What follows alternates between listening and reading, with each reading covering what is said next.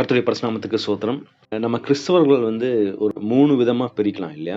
அதாவது நீங்க ஏன் இயேசு கிறிஸ்துவ நீங்க சொந்த ரட்சகரா ஏற்றுக்கொண்டீங்கன்னு கேட்டா, சில பேர் சொல்லுவாங்க, "நான் பாவத்துல இருந்தேன்.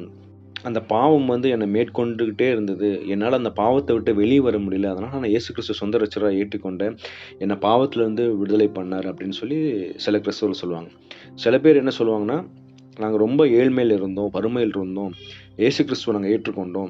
அவர் எங்களை ஆசீர்வதித்து எங்களுடைய சம்பத்தெல்லாம் பெருக பண்ணார். நாங்க முதல்ல ஏழ்மையா இருந்தோம். இன்னைக்கு நாங்க ஆசீர்வாதமா இருக்கோம்." அப்படின்னு சொல்லுவாங்க. சில பேர் என்ன சொல்லுவாங்கன்னா, "நாங்க நோயில இருந்தோம். அதாவது டாக்டர்ஸே கைவிட்டுட்டாங்க. கைவிட்டதுக்கப்புறம் நாங்க கடவுள தேடினோம். கடவுள தேடின உடனே கடவுள் எங்களுக்கு அதிசயமா எங்களுக்கு அந்த நோயிலிருந்து விடுதலையாக்கி குடுத்தார். இன்னைக்கு நாங்க உயிரோடு இருப்பதே அவர்னால தான்." அப்படின்னு சொல்லிட்டு இந்த 3 விதமா நம்ம கிறிஸ்துவுல பிரிக்கலாம். கரெக்ட்டு தாங்க. கடவுள் இந்த 3 ஆசீர்வாதத்துல கடவுள் குடுத்தார். ஆனா அதெல்லாம் ஏன் குடுத்தாரு நமக்கு தெரியுமா? எதனால நமக்கு இந்த பாவத்திலிருந்து மீட்டுக் கொண்டார்? எதனால நமக்கு ஆசீர்வாதங்கள குடுத்தார்? எதனால அந்த நோயிலிருந்து விடுதலை ஆக்குனார்ன்னா, நம்ம அத வச்சு சந்தோஷமா இருக்கிறதுக்கு இல்ல. அதாவது இயேசு கிறிஸ்து சொல்லும்போது, "பிதாவின் சித்தத்தை செய்வதே என்னுடைய போஜனமா இருக்கிறதுன்னு" சொன்னார். இயேசு கிறிஸ்து நினைச்சிருந்தா, அவரு சந்தோஷமா நல்ல பண வசதியோட பங்களா, வீடெல்லாம் கட்டிட்டு ஹேப்பியா ஒரு இடத்துல இருந்திருக்கலாம். ஆனா அவரு ஓடிக்கிட்டே இருக்கிறார். அவர் போன ஒரே ஒரு தேசம் தான் இஸ்ரவேல் தேசம். ஆனாலும் நடந்து திரிந்து போயிட்டே இருக்காரு. ஒவ்வொரு நாளும் நடக்கிறார். அதிகாலையில ஜெபம் பண்றார். அந்த நாள் முழுவதும் போய் மக்களை சந்திக்கிறார். அதுதான் அவருடைய சித்தமா இருக்கு. கடவுள் ஒவ்வொரு நாளும் காலையில சொல்லிடுவார், "நீ இவரை போய் மீட் பண்ணு, நீ இவரை போய் மீட் பண்ணு. இவங்களுக்கு நீங்க சுவிசேஷம் அறிவிங்க. இவங்களை நோயிலிருந்து குணப்படுத்துங்க." அப்படின்னு சொல்லி இயேசு கிறிஸ்து இந்த உலகத்துல வாழ்ந்த போது அவர் ஓடிட்டே தான் இருந்தார். ஆனா நம்ம கடவுளுக்கு கொடுத்த ஆசீர்வாதத்தை வச்சு என்ன பண்றோம்? சந்தோஷமா ஹேப்பியா சண்டே ஆனா சர்ச்சுக்கு போனோம். அதுவே போதும்பா, எவ்வளோ ஹேப்பியா இருக்கு. சண்டே சர்ச்சுக்கு போனோம்னா ஏதோ மிஸ் ஆன மாதிரி இருக்கு அப்படின்னு சொல்லிட்டு வெறும் நம்ம சண்டே கிறிஸ்டியன்ஸா நம்ம இருந்து கொண்டு இருக்கிறோம். அப்ப நம்ம என்ன பண்ணணும் இல்லையா? நமக்கு ஒரு முக்கியமான எடுத்துக்காட்டு பேதுரு தான். பேதுருவோட வாழ்க்கையில் நம்ம பார்க்கிறோம். முதலாவது இயேசு கிறிஸ்து பேதுருவை பார்க்கும்போது அவர்கிட்ட பேசுறார். நீங்க லூக்கா 5:4 வாசிச்சீங்கன்னா, அவர் போதகம் பண்ணி முடித்த பின்பு சீமோனை நோக்கி, "ஆழத்திலே தள்ளி கொண்டு போய் மீன் பிடிக்கும்படி உங்கள் வலைகளை போடுங்கள்" என்றார். பேதுரு ஒரு பெரிய ஒரு மீனவன். ஆக்சுவலா அவருக்கு தெரியும் மீன் எங்க இருக்கும், எந்த டைம்ல எங்க இருக்கும், எங்க போனா மீன் கிடைக்கும், எல்லாமே தெரியும். ஆனாலும் அவரு பிரயாசப்படுறார். மீனே கிடைக்கல. உடனே இயேசு கிறிஸ்து அவர்கிட்ட "நீ போய் ஆழத்துல போய் வலையை போடு, உனக்கு மீன் கிடைக்கும்னு" சொல்றார். உள்ள நினைச்சிருப்பார்ல, நீங்க ஒரு கார்பெண்டரு, நான் பிறந்ததுல இருந்து நான் மீனவனா இருக்கிறேன், எனக்கு போய் நீங்க அட்வைஸ் பண்றீங்களா அப்படின்னு சொல்லிட்டு அவர் உள்ள நினைச்சிருப்பார். ஆனாலும் அவர் சொல்லியிருப்பார் இல்லையா? நீங்க அடுத்த வசனம் வாசிச்சீங்கன்னா, அதுக்கு சீமோன், "ஐயரே, முழுவதும் நாங்கள் பிரயாசப்பட்டும் ஒன்றும் அகப்படவில்லை. ஆகிலும் உம்முடைய வார்த்தையின்படியே வலையை போடுகிறேன்" என்றான். அந்த பேதுருவோட ஒபீடியன்ஸ், நான் ட்ரை பண்ண கடவுளை கரெக்டு தான், எனக்கு எல்லாமே நான் ட்ரை பண்ணேன், எனக்கு எதுவுமே கிடைக்கல, ஆனால் நீங்கள் சொல்லிட்டீங்களே நான் செய்கிறேன்னு சொன்ன உடனே 2 படகு முழுவதா அவங்க வாழ்க்கையிலே அவ்வளோ மீன் கிடைச்சிருக்காரு. அவ்வளோ மீனையும் பிடிச்சிட்டு வரார். வந்த உடனே இயேசு கிறிஸ்து என்ன சொல்றாரு?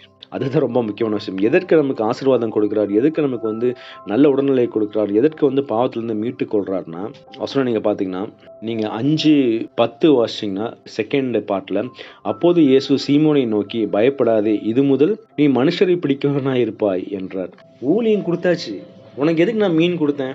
நீ மீனை வச்சுட்டு சந்தோஷமா, "நான் பணக்காரன், என் லைஃப் செட்டில்டு" அப்படின்னு சொல்லி இருக்கிறதுக்கா நான் மீன் கொடுத்தேன்? இல்ல பேதுரு, நீ என்னுடைய வார்த்தையை கேட்டனா, நான் உன்னை ஆசீர்வதிக்கிறது மட்டும் கிடையாது, உன்னை ஒரு ஊழியக்காரனா மாத்துவேன். அதுதான் கடவுள் சொல்றார்.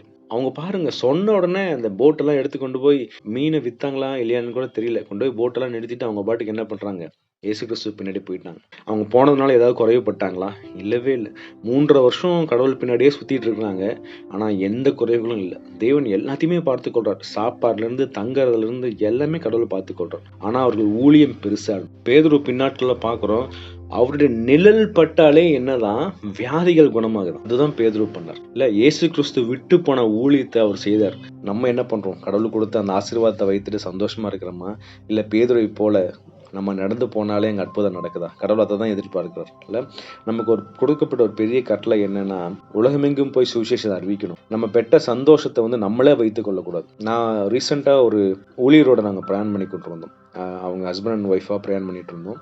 அவங்ககிட்ட பேசும்போது 2 மணி நேரம் கிட்டத்தட்ட நாங்க டிராவல் பண்ணோம். அந்த 2 மணி நேரம் தேவன் அவர்கள் வாழ்க்கையில செய்த அற்புதங்களையும் அதிசயங்களையும், கடவுள் எவ்வளவு அழகா அவங்களை ஊழியத்துக்கு அழைச்சாருங்கிற அந்த காரியத்தையும் எங்களுக்கு விளக்கி சொன்னாங்க.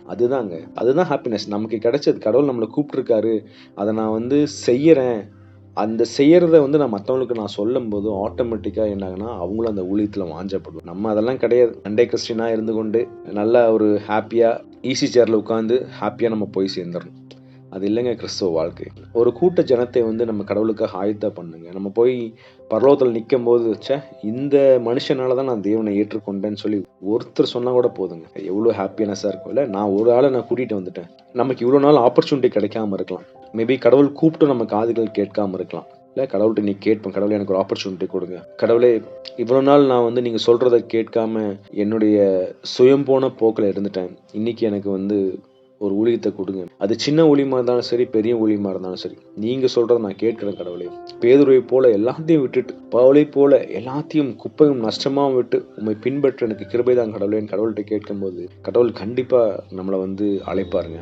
ஏன்னா வாக்கு பண்ண தேவன் அவர் சொல்லியும் செய்யாமல் இருக்க மாட்டாங்க. அதனால் இன்னைக்கு நம்ம வந்து பேதுருவை போல பவுலை போல எல்லாத்தையும் விட்டுட்டு தேவனுக்கு பின்னாடி போவோம். ஒரு கூட்ட ஜனத்தை இயேசு கிறிஸ்துவுக்கு ஆயத்தம் பண்ணி அவருடைய ராஜ்யத்துல அவருடைய பரலோகத்துல மக்களை நிரப்புவோம். கூட்டம் அதிகமா இருக்கணும். பரலோகம் இடம் பிடிக்காத அளவுக்கு நம்ம நிரப்பணும். அதுதான் நம்மளுடைய வாழ்க்கையின் வாஞ்சியா இருக்கு. அதனால இன்னைக்கு நம்ம தேவனிடத்துல கேட்போம். ஒவ்வொரு நாளும் நம்ம பரிசுத்தம் ஆயிட்டு அந்த பரிசுத்தத்தை மற்றவங்களுக்கு சொல்லுவோம். கர்த்தர் வருஷத்தை ஆசீர்வதிப்பாராக. ஆமென்.